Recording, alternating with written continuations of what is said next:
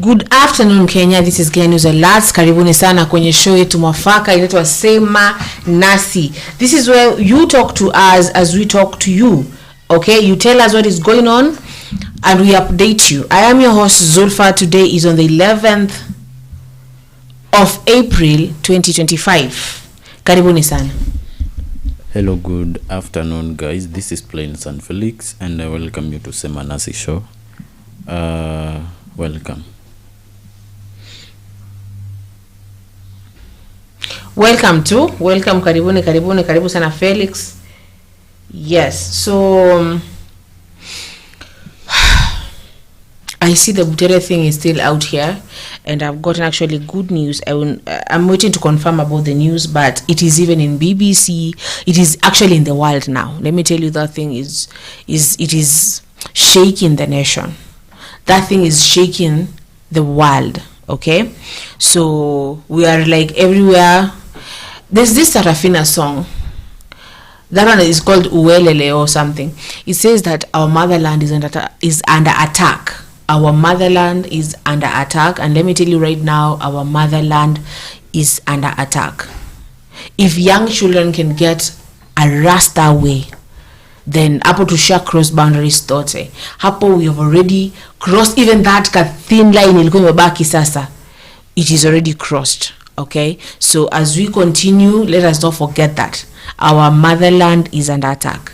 So I'm gonna give Felix the honors to introduce our today's show.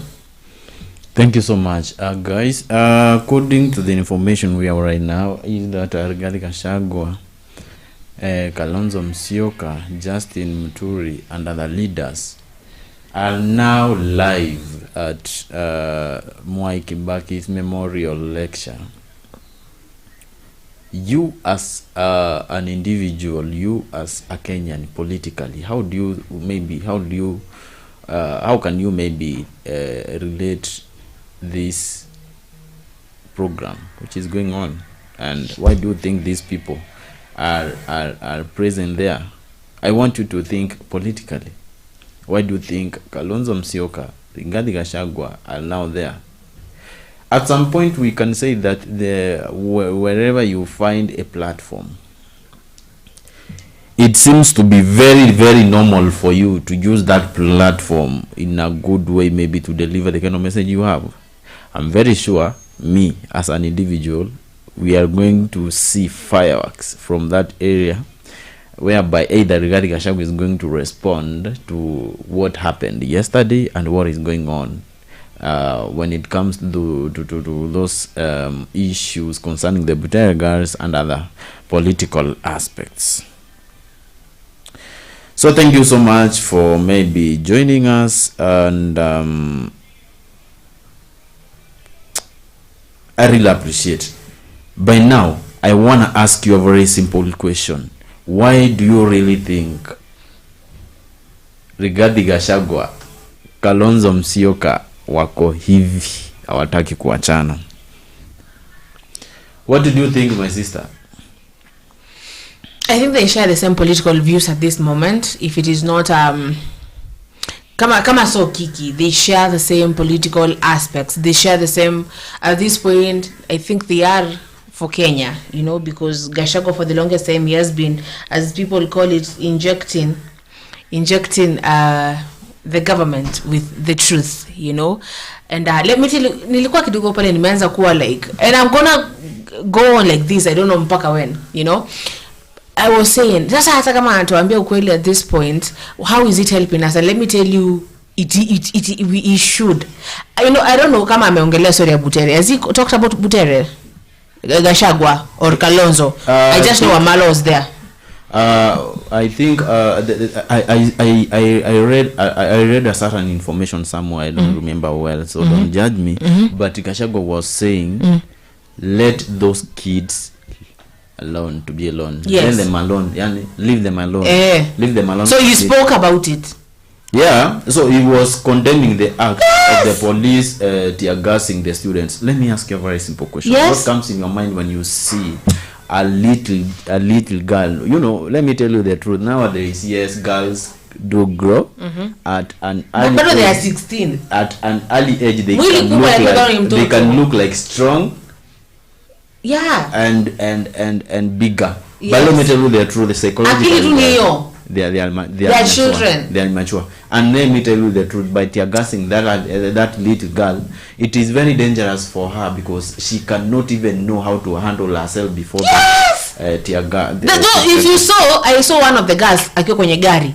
Alikuwa alijaribu kuongea kalia. So that is a young child. Akaanza unasikia gasa je watoto. Yes. So like let me tell you that is I just want Wamuchomba ameongea. Wamuchomba amesema that is a very sad thing. That is a very sad thing when you see young girls being walifungiwa dombe walifika. Walifungiwa basically. They hadn't showered, they had not eaten, okay? So it is so bad. And as we go to Mwai Kibaki, nilisema asubuhi when Bien and Yashinsky sang that song of ile ngoma fulani ya kama tomboya angeamka saa hii, kama sijui angeamka saa hii. Sauti Sol and Yashinsky, yeah, there's that song. Tomboya angeamka ameshika tama. Saa hii tungemwambia tumefanya nini? Dedan Kimathi akiamka saa hii tutamwambia Kenya tumefikia wapi? Nani yule mwingine? Hata Jomo Kenyatta mwenyewe akisimama saa hii afufuke kabisa. Tutamwambia Kenya since afe tumefanya nini? Since they fought for this great land. Odinga. Yeah, if they wake up. Nini tunaenda kumuonyesha ile barabara yenye imeitwa tu Jaramogi Odinga. Waona watu wadogo kigeta rastivo. It is very unfortunate. We are not, by the way, let me tell you the truth.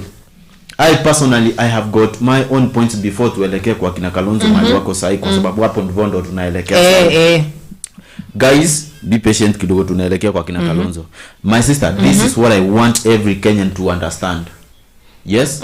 This is what I want every Kenyan to understand. It is very unfortunate. It is very unfortunate for young kids to be used and also to be harassed. I'm going to blame the two parties. Huyu jamaa malala kufanya vizuri. He knows very well what he is trying to do. Yes?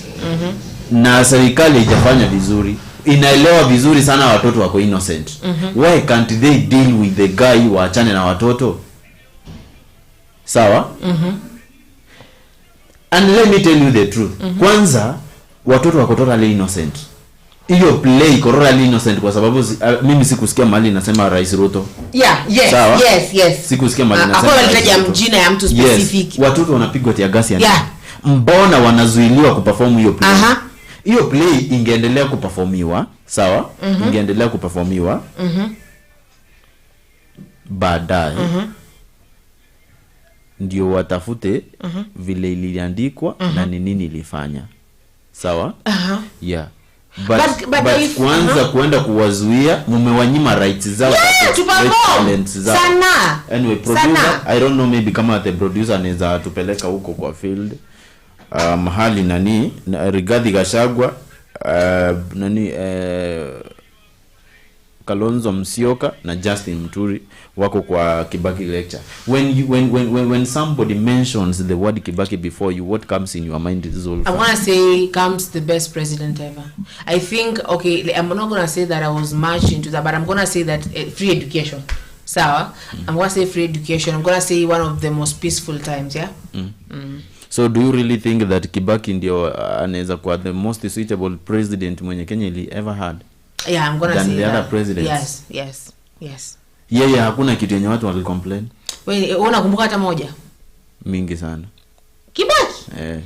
But let me tell you. What? Acha nikwambie, Kibaki alileta some of their achievements na pia challenges normal zipo. Do you remember ile kitu yenye nasema ati serikali sijui maji imeenda, watoto wangu wameenda, sijui ni, do you know the kind of responses he could give to the such situations?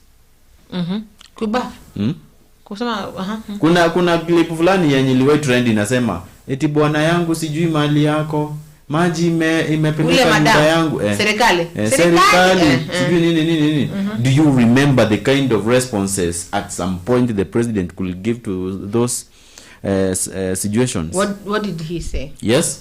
Let me remind you this. Despite the challenges zenye President Ruto akonazo, be sure with me there will be a time pia mnaweza kuja kusema like pia this is what I can remember him. Kibaki pia aliwahi kumbwa na shida mingi. Kibaki pia aliwahi but were we in this situation though? Were kids being harassed?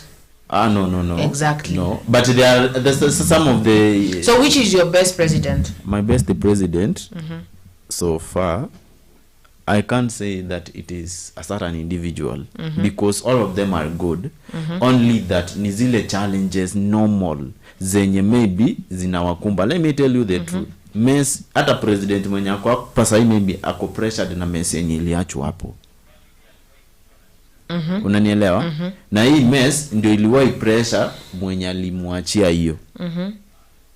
Yule akaleta mess nyingine kusolve hii mess yenye alipata na ameachia hizo mess zote mbili nani mwenye ameingia saa hii.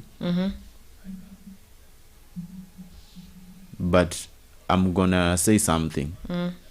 We have no any perfect president right now. Tunafaa kusema he was the best. Kila mtu amekuwa na shida zake kwa sababu hakuna mwenye alifanya Kenya ikakuwa developed baadaye wakairudisha kwa third world country. Sawa?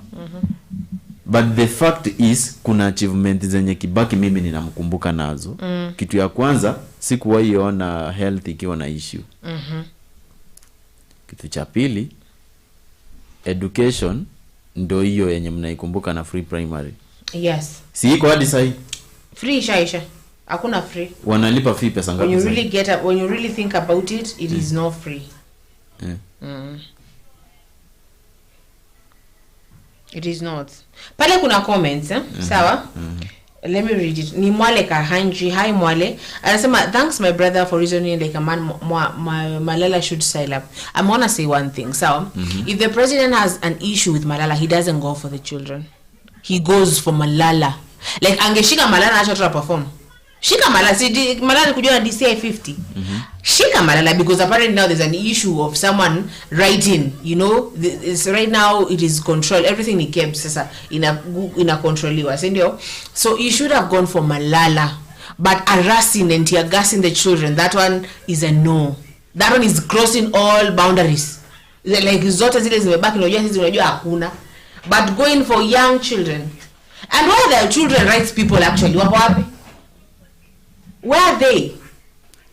That's why ninakwambia like there is a very big weakness when it comes to some facilities zenye zina some services zenye zinafaa kuwa facilitated to Kenyans, but the fact is just like as I said, sawa, yule jamaa hata wakati nilikuwa ninamsikiza vizuri, acha tuongee ukweli, na mwenye anaweza boeka na mimi ni sawa, lakini usinichukulie vibaya.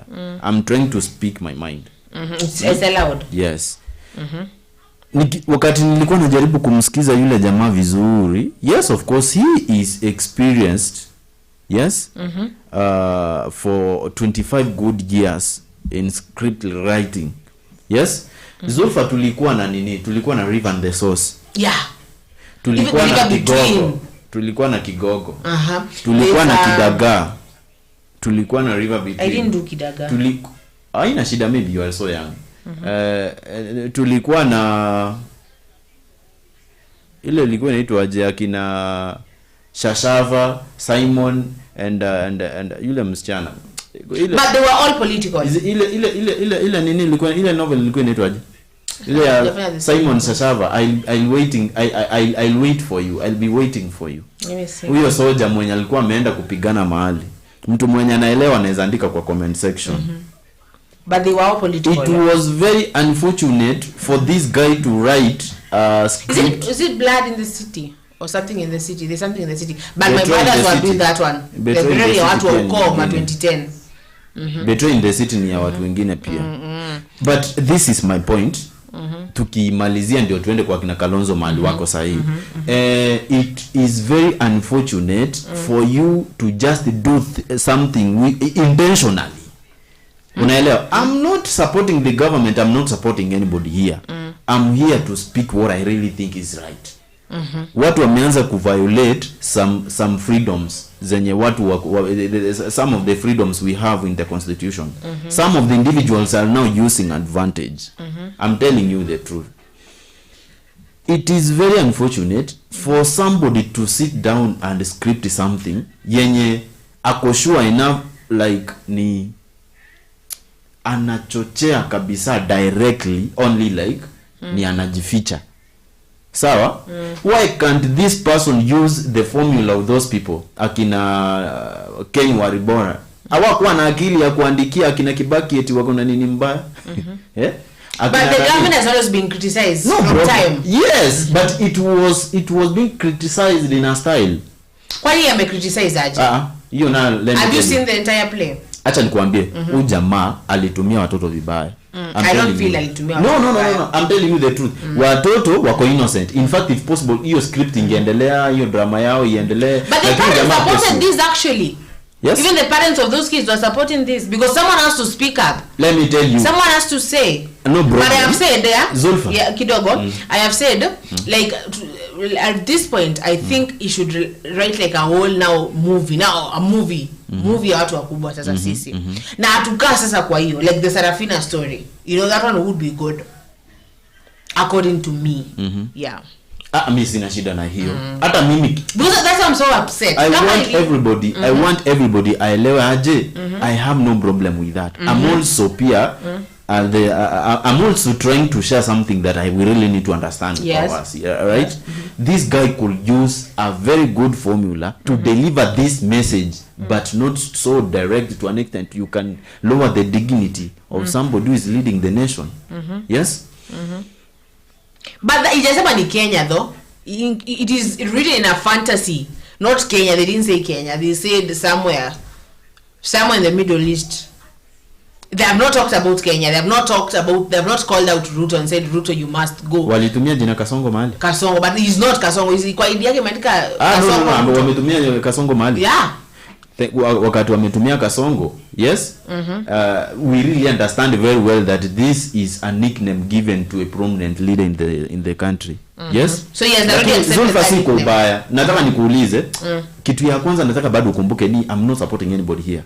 We are trying to figure out where we really need to rectify if possible. Kama ni government ijirekebishe, kama ni jamaa jirekebishe, sivyo? Do you really think maybe umse kitu yenye alifanya kwa nia mzuri, ama ni alifanya kwa nia ya maybe ya wale watoto kuwin drama? I just want you to answer me.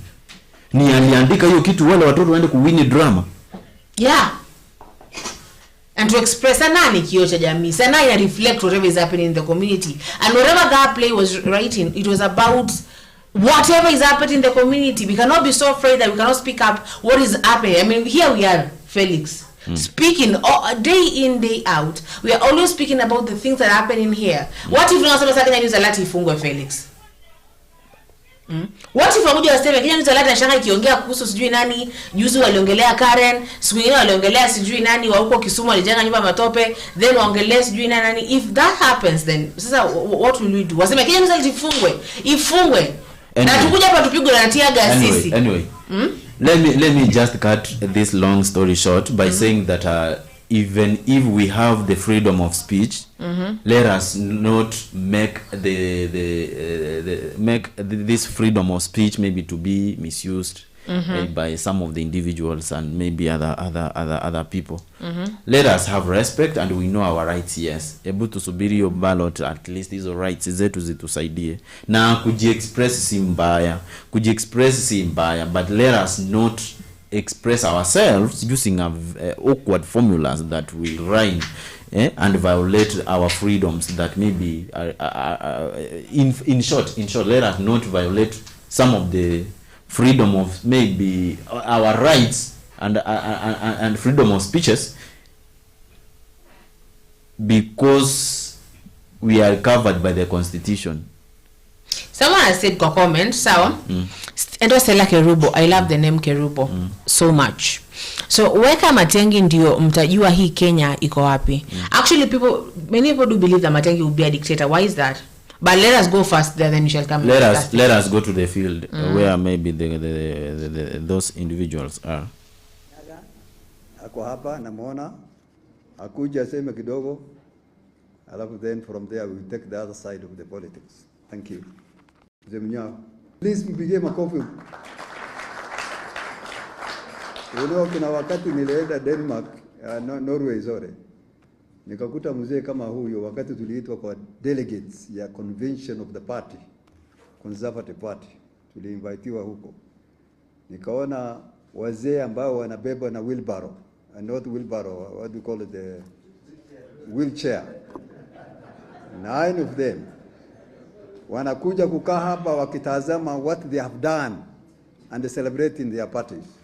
So sasa sisi tuko na sambo kama hiyo moja hapa na mwingine nafikiri zungu ndio join. Karibu mzee mjao. Mpige makofi tafadhali nikukaribishe.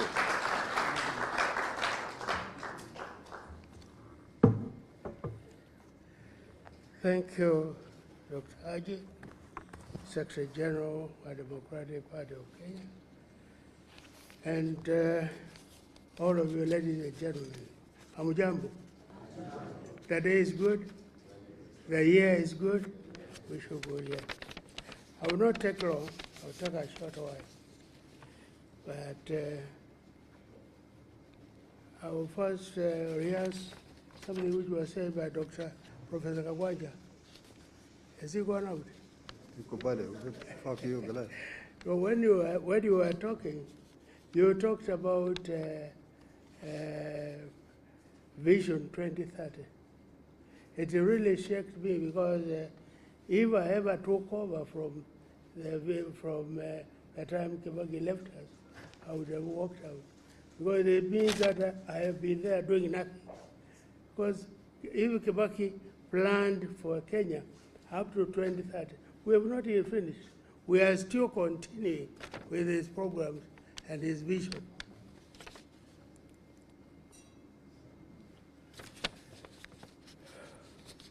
Honorable guests, fellow citizens, ladies and gentlemen, good afternoon again. It is an honor to stand before you today as we commemorate the second Mwai Kibaki Memorial Service. President of the Republic of Kenya, the third President of the Republic of Kenya, was a visionary leader whose legacy has shaped Kenya into a resilient nation. His leadership brought in economic growth, a transformative constitution, and advancements in education and healthcare. Proof that resilience is not about avoiding challenges, but rising above them. Mwai Kibaki believed progress came when every Kenyan had the chance to contribute to the nation's development. His focus on infrastructure and rural development empowered ordinary citizens to shape their future. As we reflect on this legacy, let us remember that resilience means building society of opportunities for all. Let's honor this memory by embracing unity, hard work, and determination as we continue to build a strong, united Kenya. Thank you, and may President Kibaki's legacy continue to inspire us all.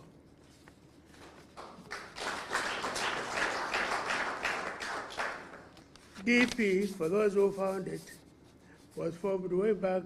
We formed it way back in 1977. It's true we got the document 1992, but we formed it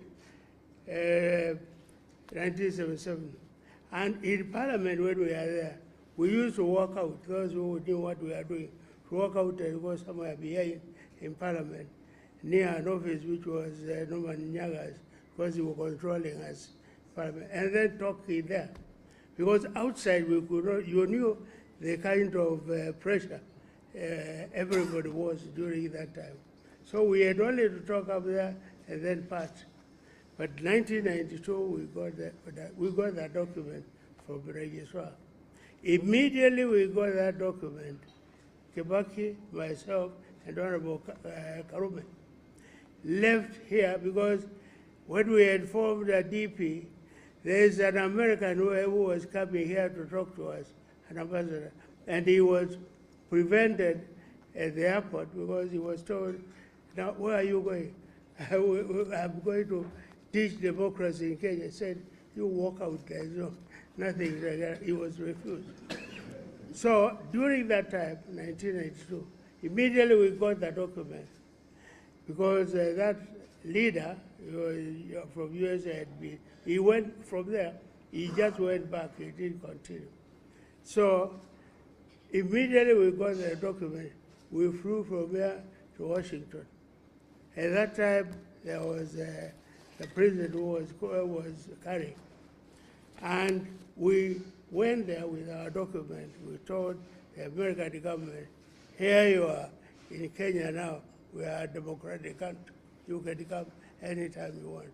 He also said, now with all that saying, you also stay around there for as long as you want. And we said we were required back in Kenya. So we were there just for about 2 weeks and then came back. So DP started longer than the printed one, 1982. Thank you.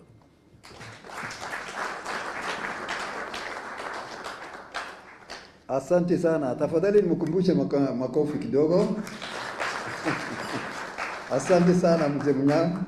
Now, let me take this opportunity to now invite family to speak.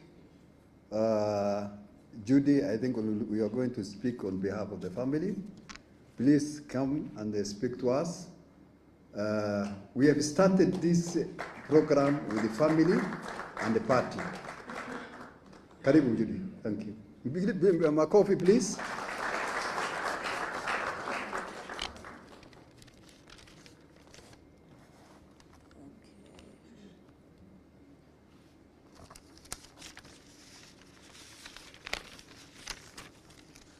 After this, there's lunch, so don't leave.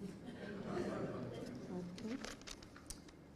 So I don't have much I want to say. I just want to welcome you all and to say to the Democratic Party leadership, thank you for organizing this event.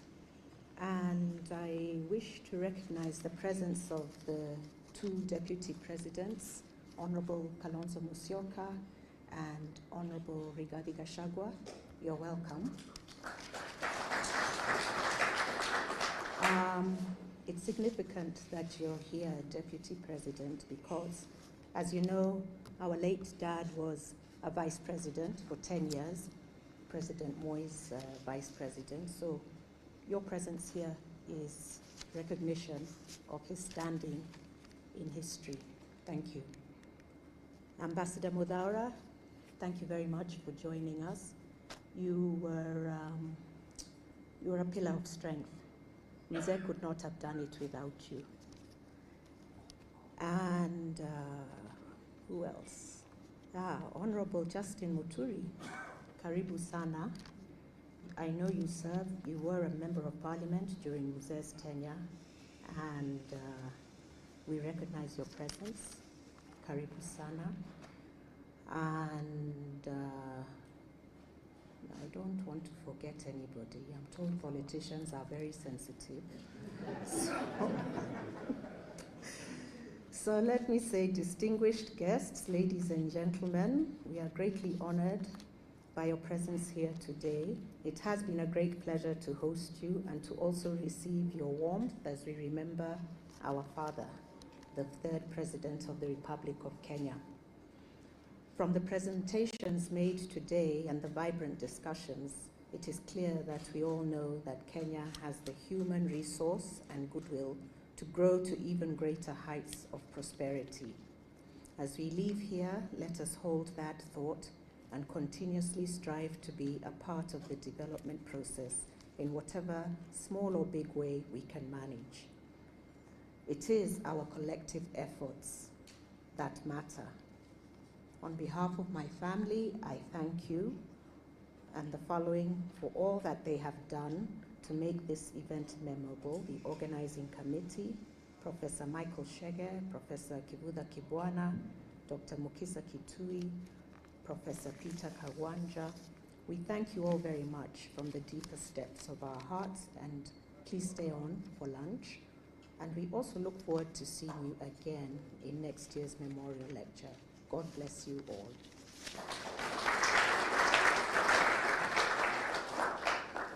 Thank you, Judy.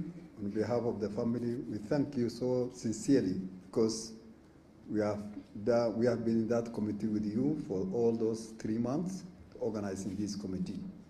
Somebody asked me the other day, why the Democratic Party do these things last year and this year. I look at him, nikanyamaza. Akasema Kibaki alikuwa na kitu naitwa BNU na NAC. Akasema, nikamuuliza yeye, wewe ulikuwa na bibi ngapi? Yeye mtu akanyamaza. So we always recognized the first family, some of us, because Kibaki was elected to do that, but twice. He was official opposition in this country.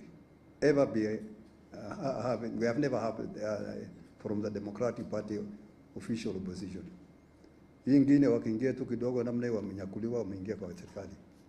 So this country, we have never had official opposition since 1997 up to 2001.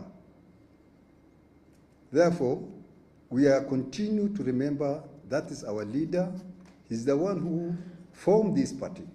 So we shall continue with the family to remember him for all this. And there is something Mzee Munyao forgot it. One day, Mzee summoned us. Alimwambia huyu atulete. Mimi na Rosewari huyo na Matela. I wonder why Mzee calling us. And it was almost the last term, the last year of the first term. And it was on Saturday, 8 o'clock. Mzee Munyao was a minister for livestock. He told me, mkuje kabisa kwa ofisi yangu saa 2. We met him there. And then we went with him up to State House. We met Mzee. Yeye na the State House controller. This tall man, what is his name?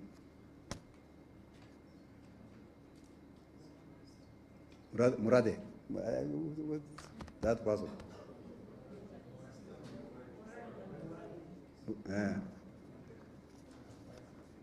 Then haya, munaendelea namna gani na chama?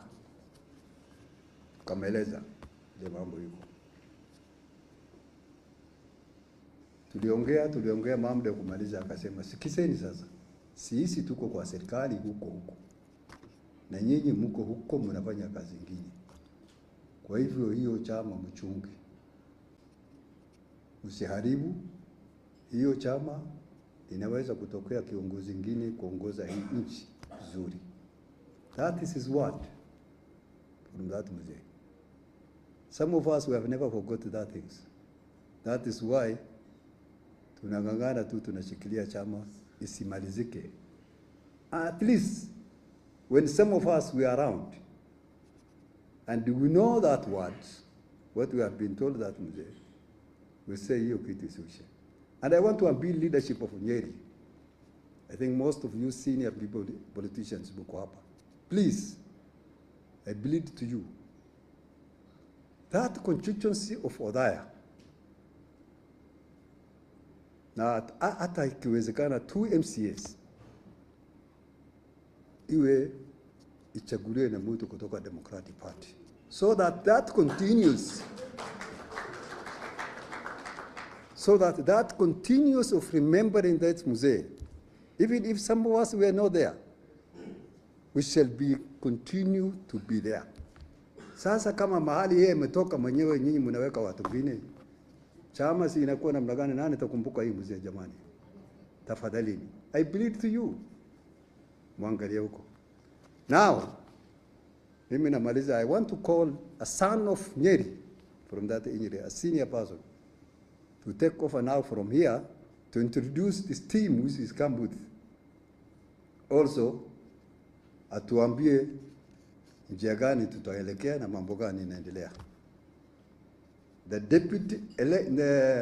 people's deputy president, Gachagua. Please, makofi. Tupatie kofi.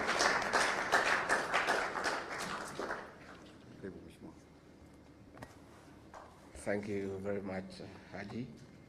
The family of Mzee wetu Mwai Kibaki, the third president of the Republic of Kenya, distinguished guests, the panelists, the professors who have talked to us, and all the people who have come here for this memorial lecture and luncheon for the greatest president of our times, the late Mzee Mwai Kibaki. Good afternoon. I'm really very honored that I was invited to come for this lecture, and I want to thank the professors who spoke here to us about the leadership of Mzee Mwai Kibaki. Mzee Mwai Kibaki is a legend. He's a reference point in matters governance. And anybody who talks about governance in this country, there is reference to his leadership. He left a legacy that remains permanent, that is visible, and that is felt. His greatest achievement was the economic restoration and transformation of this country. And because I'm somebody who listens to the ordinary people, they tell me, don't tell us about economic growth, don't tell us about economic survey, don't tell us the economy has improved from this percentage to this percentage. We want to feel the growth the way we felt it when Kibaki was president. Because there was money in circulation, there was infrastructural development that is feasible, and people say they don't want to be told theories. They want to feel economic growth the way they felt it when Mwai Kibaki was president between the year 2002 and 2013. I want to really acknowledge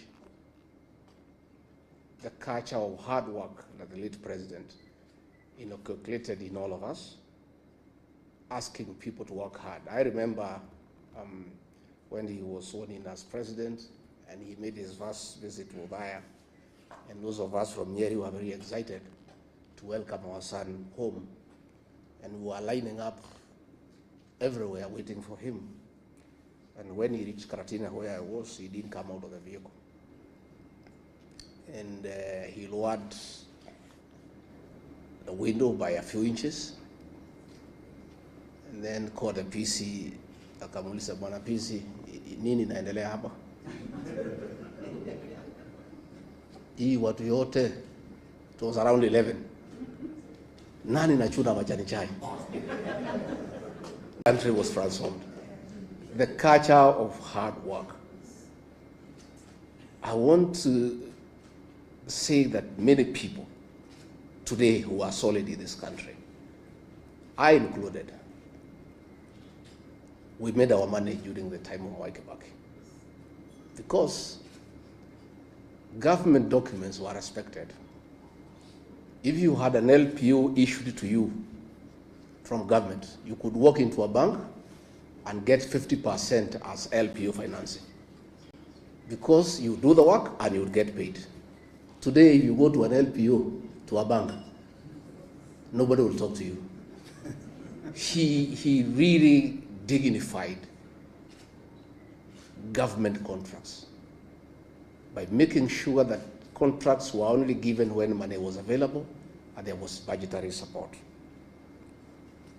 These great men pushed taxation, and we want today, as we remember him in a very fond manner, to say there's nothing wrong with taxation. And Kenyans cannot be accused of refusing to pay taxes, because Mwai Kibaki did it. Lipa kodi,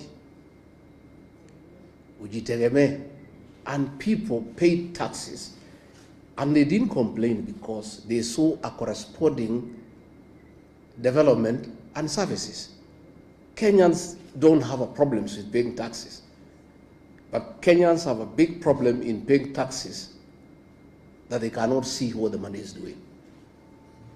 So we want to ask our brothers now in government to know that Kenyans are not complaining about overtaxation because they don't want to pay tax. They have a problem of paying taxes that are misappropriated, that are not used appropriately. And Mwai Kibaki is a living testimony that Kenyans are willing to pay taxes, but they want to see a corresponding service and development. Mwai Kibaki respected institutions. Ambassador Muthaura is here, and Ambassador, we want to salute you. Mwai Kibaki would not have succeeded without the support of the bureaucracy that you led. But he also allowed you to work, because we know he allowed people to work. Because if you have a supporting system that supports you, it can only be effective to support you if you allow them to work. Mwai Kibaki respected institutions, and going forward, that must be the way for this country, so that institutions can work. Again, we must remember him for the 2010 Constitution, and all those who say that they remember him fondly, the way to dignify his legacy is to implement the Constitution and follow it letter and spirit. Because when we do that, we'll have a good country. Mwai Kibaki spoke very little and did much. Most of us are learning from him. Nowadays, I only talk once a week. I'm becoming a good student of Mwai Kibaki. Going forward, I will talk after 2 weeks, then one a month, because he spoke very little and did a lot. You know, and I think you don't need to speak much. You just work, and work can be seen. And if you remember free primary education, it was real. Today it isn't. And Mwai Kibaki didn't have to talk about it. How kuipigia debe, he did it, and it was there for everybody to see and to feel. Let me, Judy and your siblings, thank you, because many people do not appreciate the place of family in leadership.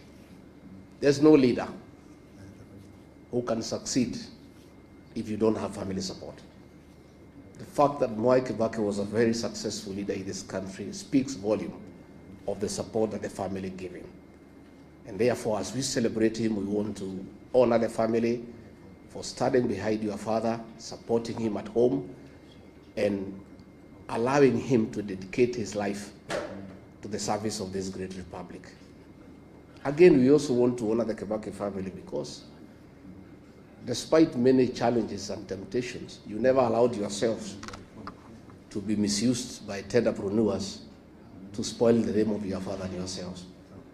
Mwai Kibaki is gone, but his integrity and that of his family remains up.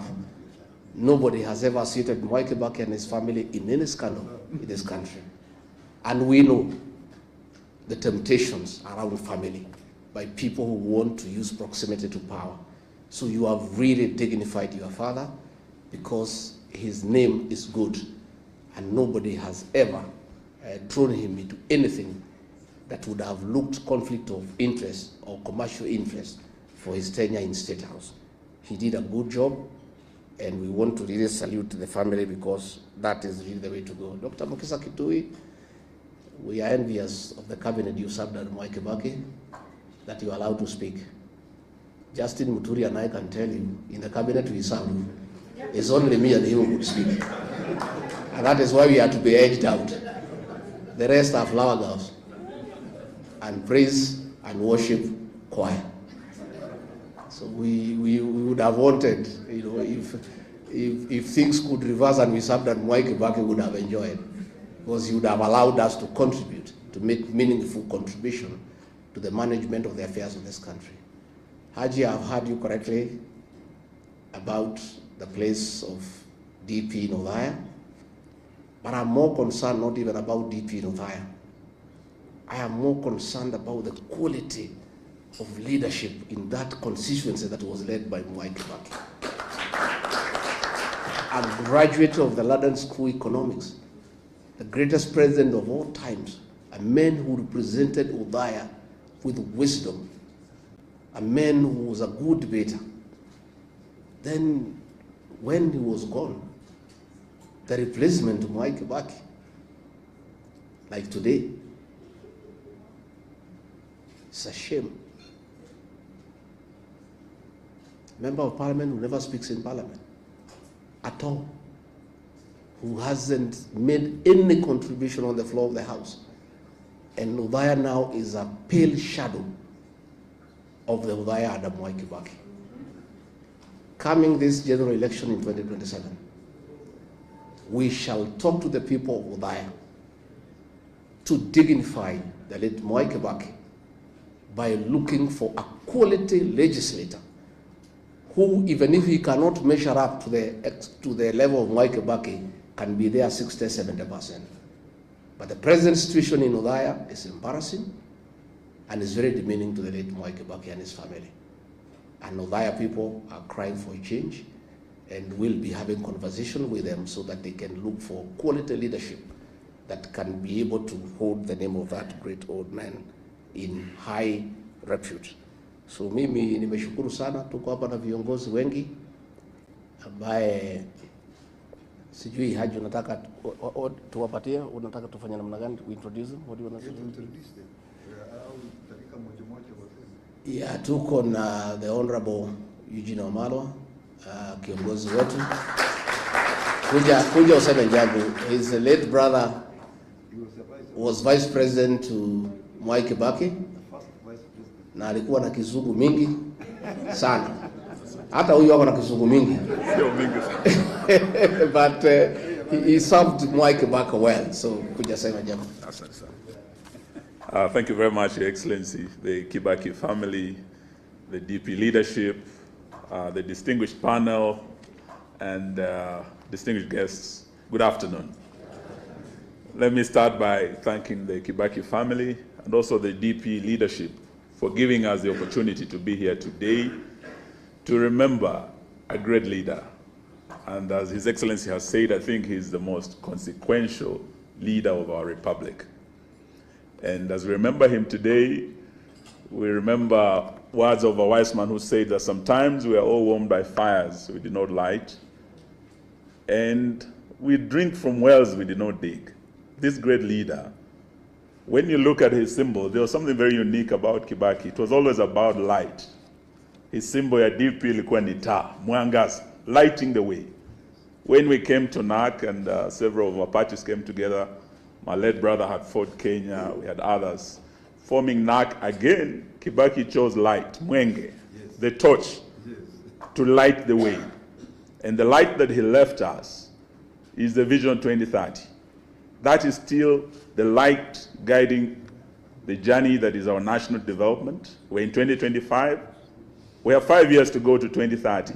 So as we meet here today as leaders, let us start thinking about another light, that from 2027, as we form the next government, we can have a leadership that can light another light beyond 2030, beyond Africa Agenda 2063. And I see that leadership in this room. I see the next government in this room. I thank the organizers for choosing this historic venue. Mwai Kibaki once met here with his friend Wamalwa Kijana, and his other friend, Charity Ngilu, the late Kihika Kimani asked, ni nini wanaume wawili wanafanya na mwanamke mmoja kwa hoteli? Kumbe Kibaki was forming the next government. Yes. So those of you who are here, Kibaki's friends, let us look at this as a 202 moment. Let us drink from this well of inspiration, and let us be inspired to save our country, because apart from Vision 2030, the greatest legacy he left us was the Constitution. He appointed me as Minister for Justice, and I remember when I invited him to address the judiciary, they were bidding him farewell. I told him, Mr. President, I don't know what historians will write about you. What would be your greatest legacy? They would have a hard time because they would wonder whether free primary education was your greatest legacy. They would wonder whether the phenomenal infrastructure development was your greatest legacy. But I told him, Your Excellency, I think your greatest legacy will be the Constitution 2010. All we need to do as a country is to remain and to protect that Constitution and to implement it fully and faithfully. It's being violated time and again. It was violated last year on the 25th of June when young people, the Gen Z, were slaughtered, demanding for accountability, good governance, and an end to corruption. Yesterday I was in Nakuru as a lawyer acting for Butere Girls. We are not talking about the Gen Z. This is the Gen Alpha. Kids, children being tear gassed, being injured, being denied one of the most fundamental freedoms in that Constitution, freedom of expression. A child should be allowed to express themselves freely, not as a favor from the state, but it is a constitutional protection of our children, nationally and internationally. So as we remember Mwai Kibaki, let us remember to remain and to uphold fidelity to our Constitution and to get in place the right leadership in 2027. Thank you and God bless you. I think Ambassador Muthaura, please come and say something. We look upon you in public service. You are such a mentor. Thank you very much. Yeah. Thank you very much. I really wish to congratulate very much all those who have organized this event. Sometimes in Kenya, we forget our leaders. And what we are doing now is to make sure that we don't forget our leaders. Through appreciation, we become visionary so that we are able to do more and value our contributions to the country. I want to say that the professors who spoke to us about Kibaki, I think they spoke very well, but I think they forgot a few things which would have even made their presentations very strong. And this is education. I think Kibaki made a great impact in this country on education, not just primary. You know, because the party came with the free primary. But soon after that, Kibaki introduced free day secondary so that to expand, the middle, the middle education. So that really expanded education in this country. It did not stop there. He also introduced Tibet technical education so that every county, and to have a technical institute to empower people.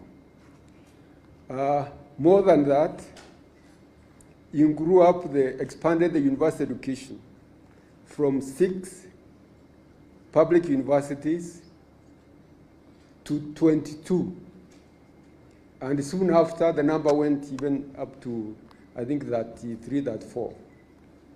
So for me, the impact that Kibaki has had on education is really what is transforming this country. There's no doubt. You know, sometimes we get a bit worried about the youth in the country, but the youth has been empowered. So we have a responsibility as leaders to make sure that we act ahead of the youth by expanding the economy. I'll tell you how, when Mungiki became a nuisance, you know, when the Ministry of Youth was created, was in response to the Mungiki menace. And we realized, Kibaki realized, that a lot of these people, youth, are idle. What do we do to make sure that they have opportunities for employment? So what we did was, you know, to take care of the youth was to expand the education, of course, so that they stay in school longer and they are more technically empowered to do that. Then on top of that, he really identified the sectors that needed to be expanded so that they can create more jobs. You know, at that time, Nairobi, there were no high-rise buildings. In fact, we used to have Nyayo high-rise somewhere near the down Nairobi Dam, Nyayo high-rise as Mwai Estate. There was Kariako, which was done very early, and there's more high-rise also estate in Outer Ring. We didn't have high-rise apartments. So Kibaki opened up Nairobi for high-rise buildings and multi-purpose, multiple use of buildings, not just residential. You can imagine Upper Hill, one just bungalows. How many people are in Upper Hill in bungalows in 1 week each? How many people? Places like Kilimani, places like all these areas around Nairobi, even Parklands, Westlands, Lavington, they were just bungalows with very few people. People having just 1 acre in one house, a family of 2 or 3. So you opened up, and they look at Nairobi today. I mean, all these high-rise have created those jobs, a lot of jobs. So really, what I'm saying here is that Kibaki really valued think tanks very much. That's why the Economic and Social Council could come up with various options. And once he's convinced about the best option available, he would just give us, you know, targets. There's no two-way. You are given targets. You have to deliver. And you just say, don't talk too much. People will appreciate what they can see. Do it. When people see it, you remember the roads, the development of the roads in the country, infrastructure, the ICT. I remember Kenya was when Kibaki took over, Kenya was very slow on adopting the new ICT transformations which were taking place globally. So he said, now, who are we going to give this ministry? We need to have somebody who can understand it. Unfortunately, those days, appointments were only restricted to members of parliament.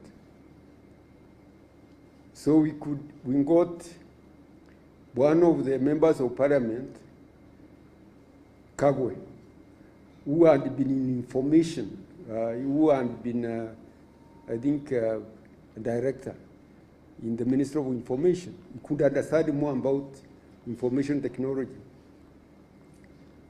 Then he asked now, and the permanent secretary, where do we get one who can understand this ICT?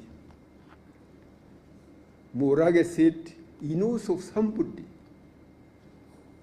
a Kisi, demo, in the university, who was in America, and he is very good in that area. So the two people are appointed. And the first thing they did was to review where we were. And then they realized there was a regional program to bring marine fiber cable to East Africa, because we did not have. That's why we are lagging behind. We're just using the satellite. So the first thing, they went to South Africa, where there was a regional meeting just to push that agenda. When they went there, they found people are just talking at cross purpose, as the program was too slow. They came and said, told the president, Your Excellency, this project, this fiber cable, unless we have it, marine fiber cable, we shall not take off. And if we wait for the regional project, we may wait for another 10 years. Why can't we do it ourselves? Kibaki asked them, and what is the cost implication? What is the cost? He told them it's about $130 million, and he consulted with some companies. About $130 million, they would land the marine fiber cable in Mombasa. Then the president said, yeah, we don't have that $130 million, but we can find it. I'm sure we should be able to find that money in our budget. Go ahead. It's as simple as that. You convince him, he tells you, go ahead, we shall find the money in our budget. Now, I don't have to elaborate where Kenya is now on ICT. It was so bright and so forward-looking that any idea that could make a difference, he embraced it and then moved very fast. The highways, the Thika Road, the parliament was complaining, members of parliament were complaining, the road was in very bad condition. It needed to be recarpeted. Recarpeted, refurbished. It was just 4 lanes from Nairobi to Thika. So we sent Kamau, who was the roads engineer, to African Development Bank. He went there. And the African Development Bank asked for statistics, what have you. I told him now, this road with only 4 lanes cannot serve this traffic, which is one of the heaviest in Africa. You need to think of a minimum of 6 lanes, 6 to 8 lanes, for it to make sense. So they came and briefed the president. The president told them, I think those people are making a lot of sense. Let's do it. We shall try to improvise money and do it. At that time, that $1 billion was like a lot of money. But once that road was done, in fact, it was done in a period of about 2 to 3 years, perfectly. That gave Kenya ambition about highways. And now, I don't have to say about what happened in Nairobi. I don't have to tell you what happened in the rest of the country, because we developed a lot of highways throughout Kenya. And Kenya now is one of the best served countries in Africa in highways. So I thought I needed to say that, to know that, leadership is not just, it requires a lot of thinking also. Thinking, deep thinking, and that's what we had. The president did not have a lot of time for a lot of talking. He wanted to entertain a lot of ideas and discussions. And once he is convinced, then money was not a problem. The other thing which I think may not have been very clear here is that he set limits at how much money you can use administratively. He wanted a minimum of 30% to be used for development, for investment. So whenever you are presenting a budget, your budget should be like a maximum of 70% administrative and 30% investment for development. And really that made us have a balance between the development and the consumption. And that was because we are being led by an economist called Kibaki. We want to balance the investment and the consumption. And that went on very well. The other thing is, as an economist, he did not want to add more taxes. I remember he asked us to review more taxes. When we reviewed, he said there's nothing wrong with these taxes. We don't have to add more. All that we have to do is to make tax collection more efficient and also make people own, tax, call it responsibility. The Kenyan people have to own tax responsibility. And to my surprise, within the first 1 year, we moved the revenue from about 400, Mwai's total revenue was about 400, I think 40, something like that, to 600, I think about 60 or 50. So the jump was a lot. We did not add any taxes. And then by the third year, we are around $1 billion. Trillion. So, in other words, their taxation is not just more and more taxes. It's actually the efficiency and the public ownership of the taxes. So I really want to say that those are a few things, but I can talk and talk and talk because I learned a lot from our Excellency the President. He was a source of wisdom.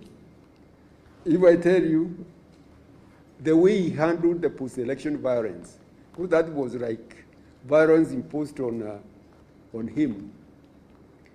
The way he handled it was unique in Africa because he did not want that violence to continue. He wanted it concluded as quickly as possible. And that's why he agreed very fast to have a Grand Coalition. When a Grand Coalition was formed, he treated all ministers equally. Not to say this is this minister, this is ministers who are his huntsmen, and they are to deliver in their sector. I remember also, with the experience that we had a post-election violence at that time, we realized the violence actually should have been controlled, but we didn't have enough policemen. We had very few policemen in the country. We looked even at the military. We had very few people. The military. Our military were very, numbers. We just give orders so that we don't go through those type of experiences again. Double the number of police, and the number of military, so that the country has stability. And you know, those type of decisions are not just made by anybody. They are made by people who are seeing far. And really, to me, I think people are writing a book, but at that time I was writing mine. I don't know whether they published that book of Kibaki. I think it was published, but more needs to be done to be written about Kibaki. Thank you very much.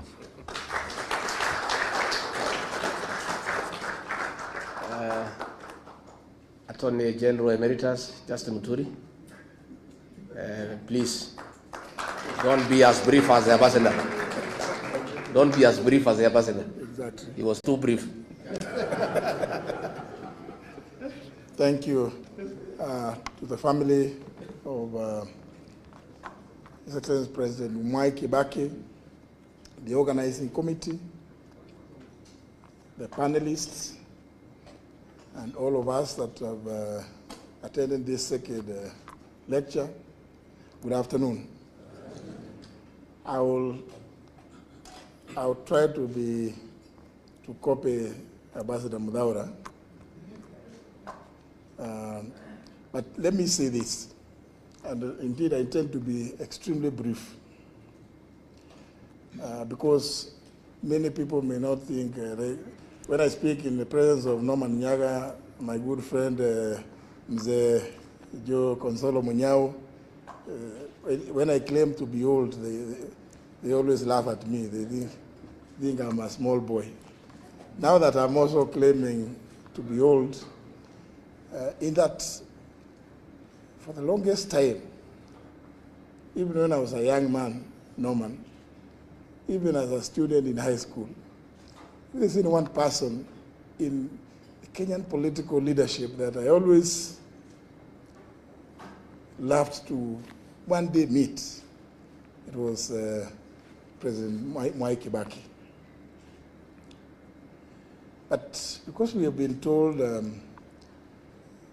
quite some exciting stuff by the panelists, Mzee Munyao, and now Ambassador Mudaura,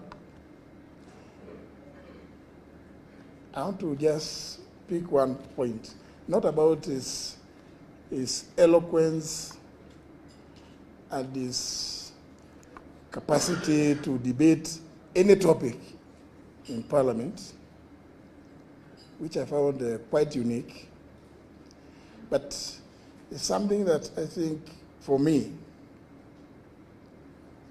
I emulate from President Mwai Kibaki. We've talked about the many gifts that he has left this country. Talked about Vision 2030. And my worry is just that as it comes to an end, we may get into some darkness. His Excellency Rigathi has always been telling people that whenever it gets very dark, it's just about dawn. You're just about to get to some light. But I fear for the country if it gets too dark. This document that at every time, and it's a dictates to, before you take up any state job, you must swear by the Constitution to defend it, to uphold it, to protect it. As my brother Eugene pointed out, dedicated the whole chapter 6.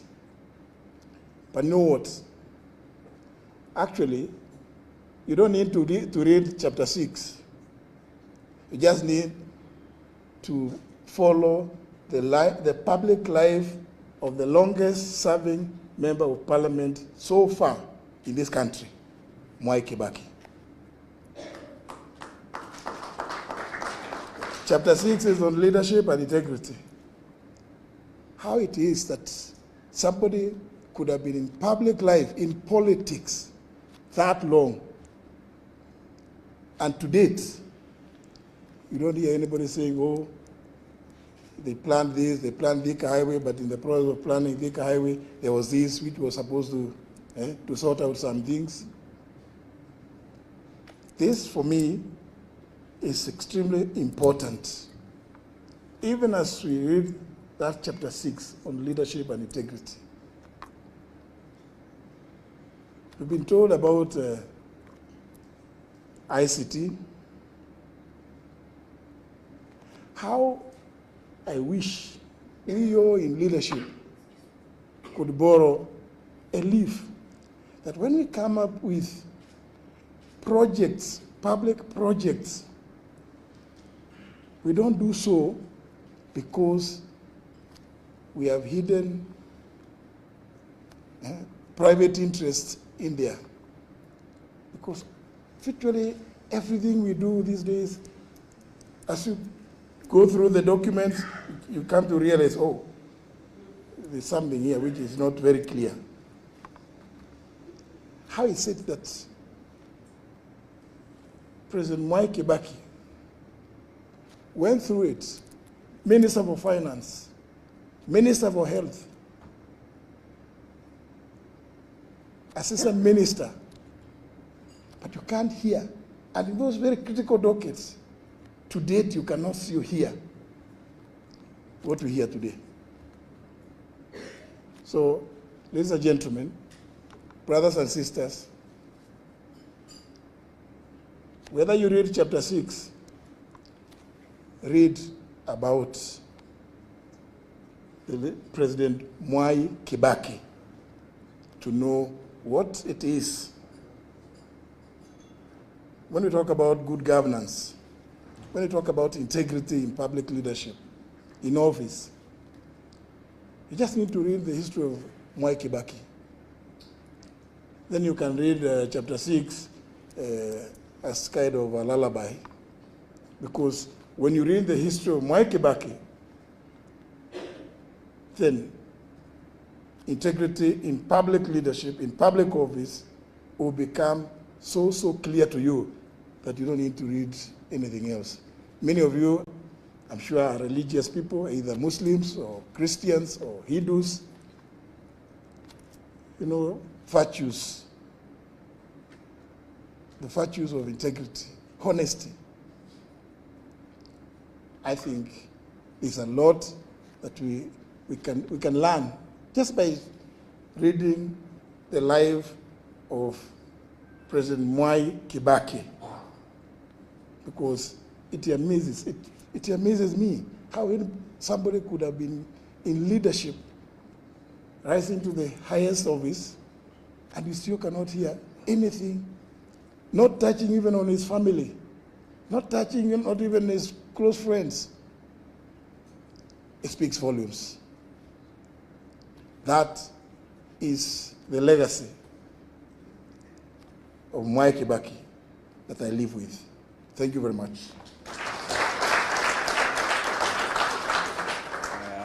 Thank you very much. Tumeshukuru sana. Ambassador Mudhaura talked about housing that Mwai Kibaki did, and it triggered my mind when William Ruto brought the affordable housing and there was outcry out there. People are saying they'll be left alone to do their own houses.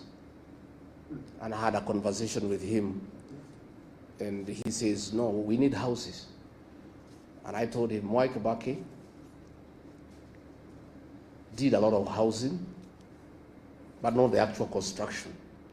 The government did not have a housing program. All Mwai Kibaki did was to open up the bypasses, provide infrastructure in terms of sewage, electricity, and water. And the private sector, on its own, build houses all over Nairobi. And they are there for everybody to see. There is no need for government to compete with the private sector to put up houses. The work of government is not to do houses, it's to provide services. And of course, he said, I'm not Mwai Kibaki, I will do things differently. So one of the things we intend to do, those of us who are like-minded who want to have a regime change in 2027, is to scrap the housing levy and reinstate the housing initiative to the private sector by government just providing services. Just do roads, water, open up, and things will just come up on their own.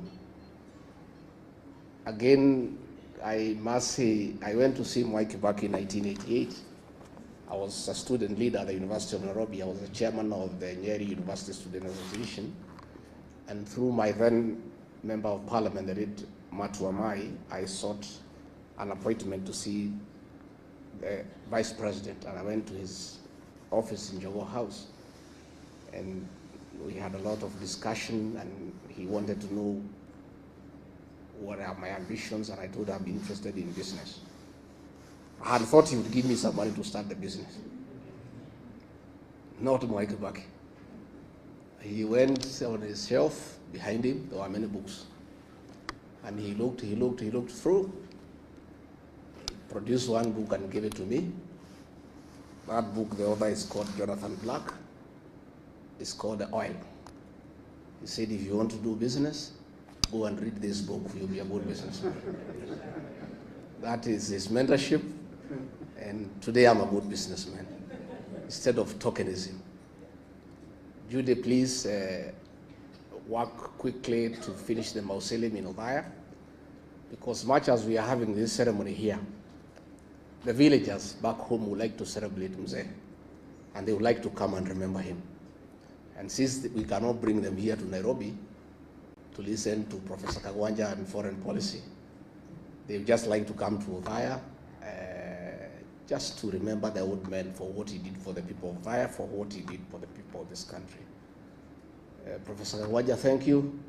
On the foreign policy, you have told us Mwai Kibaki, his foreign policy was based on the best interest for this country.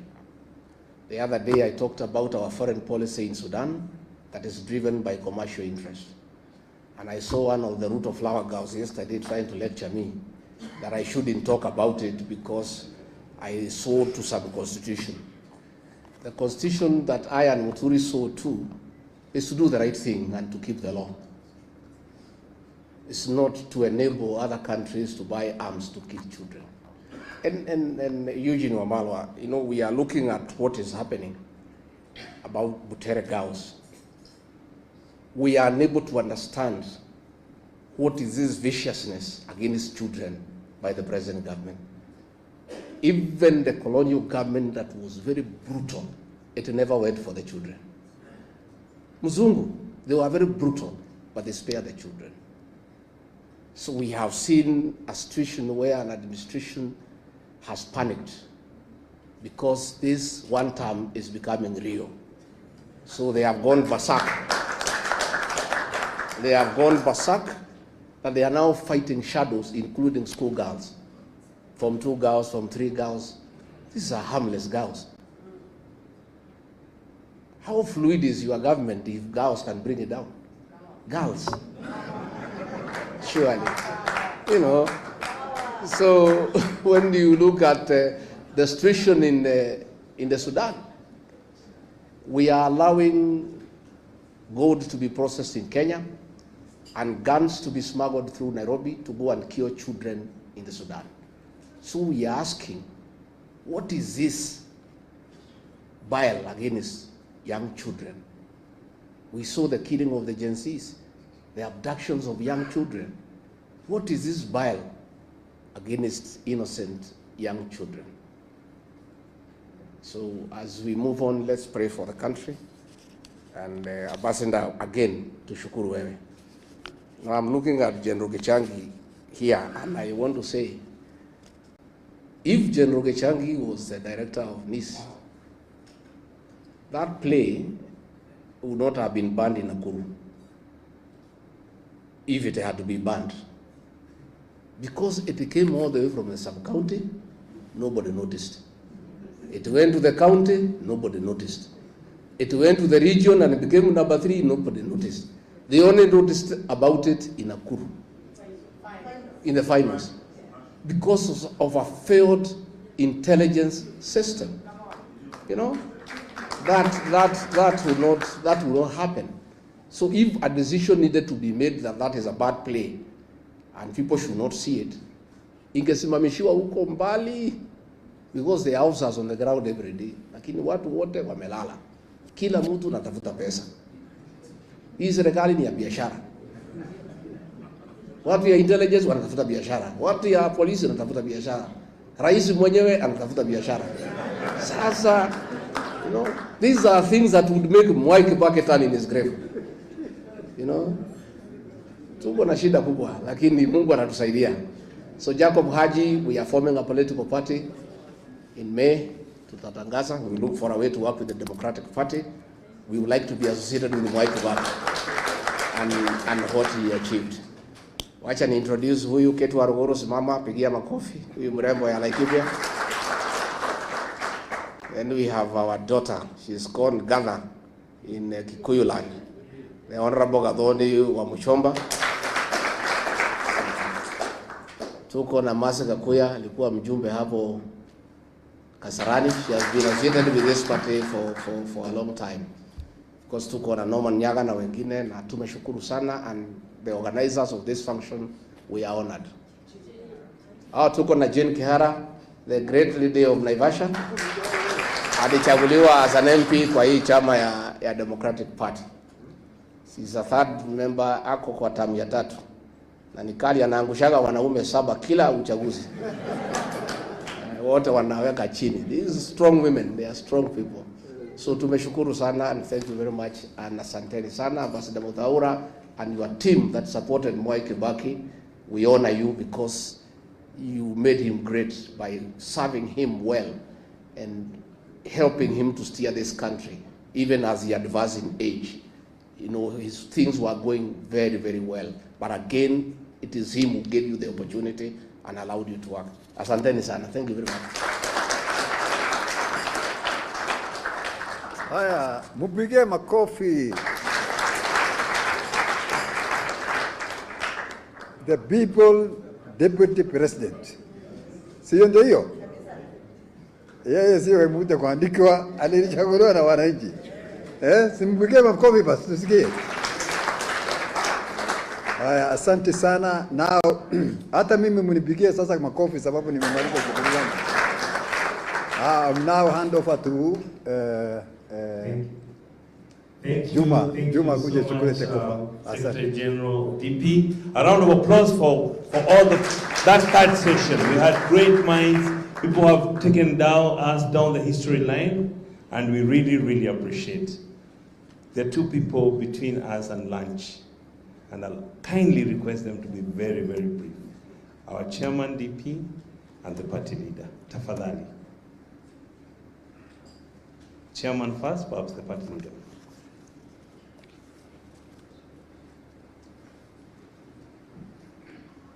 Asanteni sana.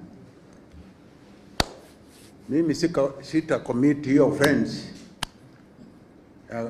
going against the constitutional right of the stomach. So I will be very, very, very brief. I don't want to be accused for that. Yangu kumutakia heri, mwambia asanteni for being that patient up to now. Mengi has been spoken about Mwai Kibaki. I used to be his security advisor, for those who don't know. And I used to be very close to him. And I come from Odaya. Kibaki, for wale wote wameongea, I haven't heard anyone saying that Kibaki was a difficult person. Because he was very difficult but very diplomatic. Hakuwa mtu yakuwa moved just like that. Even ministers, when they came to talk to him, alikuwa na washiria hawa wanaongea. He would never stop you akwambie, you don't know your ministry, I know your ministry better than you. Never. He would never say it. Lakini, he would just suggest tukiongeza hii au tuache hii itakuwaje? Wewe ndio utaanza hiyo question.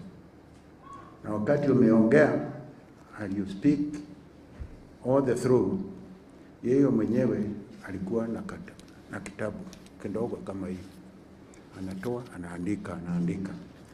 When you meet next, atakuuliza wakati ulikuwa hapa tarehe fulani, anatoa hiyo karatasi, tuliagree on the following. Sasa imefika wapi? Ministers learned about that at that time. They used to come to see him very well prepared, kwa sababu alikuwa anajua atatoa hiyo karatasi kwa mfuko yake. Hata mliona siku nyingine huko Mombasa akitafuta hiyo karatasi kwa mfuko yake huko Gema. He didn't know where he had put them. Yale ingine I would like to confirm is what Mheshimiwa Gachagua amesema. He wanted people to work. Because I remember one time when we were coming from London after hospitalization, tukapita Njogoo Road. Mimi mwenyewe nilikuwa namshikilia shingo hivi sababu he had problem with the neck na mkono ingine isianguke. Yeye mwenyewe aliangalia akasema, hawa wote watu wamejaa hapa wamekuja because of us. Kamwambia, yes your excellency, hawa wote ni watu yetu, lakini hawa wote wamewasha biashara yao na nani ndio wanje kwa barabara. You see, that was the type of a president who cared for production in the country. The same thing he did in Othaya. Aliweza watu wamewasha majani chai, wamewasha kahawa, wamewasha ng'ombe, wamekuja kutuangalia. Who is doing this? This should be their farms instead of wasting time. Tukama na delegation kubwa kutoka Othaya na Nyeri huko State Road Sagana. You see, hawa walikuja and in a memorandum wakauliza mambo ya pesa. You see, wakauliza mambo ya pesa. Kibaki waliwajibu, pesa ni nyingi sana, iko huko bank. You see, si pesa ya bure, pesa iko bank, na mkichukua hiyo pesa kwa bank, mfanyie kazi na mrudishie bank pesa ya hao. You see, hii mambo ya handouts, Kibaki hakujua hiyo. No. So, that's the sort of man we are celebrating today. The sort of man we are celebrating today. Nilisema he was not that easy. Because I remember one time, I told him the convoy would not start until he has his safety belt on. Aliniangalia akasema, nani amesema hiyo? Kamwambia, Your Excellency, I'm the one who has said it. Because hiyo ndio kazi ulinipatia. To look after your security and your safety. And without this belt, without having your safety belt on, this convoy will not start. Kaniangalia, akaniambia basi, weka. Nikaenda huko nikafuruta, nikamwambia. You see? Siku ingine tukachelewa usiku. Tukitoka Meru kusika Mrs. Mwiraria. Tulitoka huko saa 1 usiku. Kufika Embu communications zose tukakutana na hailstorm, mvua kubwa, storm kubwa. All communication lost. Sasa sisi wengine tulikimbia Sagana tutafute, so we could not see each other, we could not communicate. Tukiwa Mwai na Sagana looking for him, alikuwa Thika tayari. So I knew I was in trouble. So the following day I went to his office. Kamwambia, sir, effective today, you will never travel after 6:30. Aliniangalia akasema, tena hiyo umetoa wapi? Kamwambia, sasa, Your Excellency, this is what I know. In a round over, no VIP travels after 6:30. sababu 6:30, from 6:30 ni usiku. Sema hapana, jua iko hapa tu, na unasema ni usiku namna gani? Kambia no, 6:30 begins at 6:30. Usiku begins at 6:30. Hata katiba, hata sheria imesema if you break into a house before 6:30, you'll be charged with house breaking. I was explaining to him. Lakini if you break into a house after 6:30, you'll be charged with burglary. And burglary, nabeba serious penalty. I had to explain to him, and he agreed on that. From that time, we never traveled again after 6:30 at night, because it's very dangerous and risky. So, kwa hivyo, that is the man we are talking about today. And that's the man who has brought us here today to remember him for all what he did for this country. Alifanya mengi, asanteni. Sasa, from there on, I think you are free. Tuende tutafutie the inner man his benefits. Asanteni na asanteni, muende salama na mujienjoy. Asante. Asanteni sana. A round of applause for all of you. Thank you. I think the party leader has left it to the chair. So I think I'm humbled to have an audience with you. I apologize for overshooting the time. And the party leader has to say one more word. Thank you. Good afternoon, everyone. Good afternoon again. I know the stomachs are talking, but the acting Democratic Party of Kenya party leader is talking as she prepares what you are to eat after this. May I welcome you for our second Mwai Kibaki Memorial Lecture and Lunch. My name is Veronica Waithera Maina. I am the Democratic Party acting party leader, but the confirmed deputy party leader. I'm only keeping brief for my brother, Honorable Justin Muturi. He's my elder brother. I'm only keeping brief for him, and since now he has been told that he's incompetent, I think the party knows he's competent. So karibu brother kuja tufanye.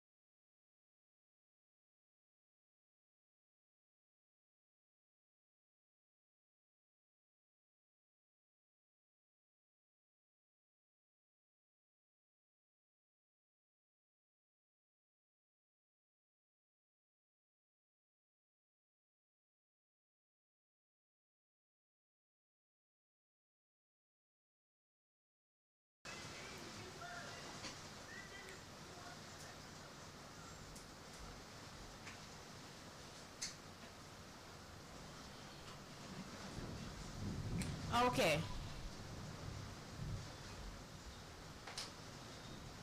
So that was exhilarating. Lakini tupo kwenye mwendo wa lala salama. Kwa hivyo nampea Felix awaambie kitu kidogo for 1 minute, alafu they say their name and then we finish the show. Tupatane hapa saa 10.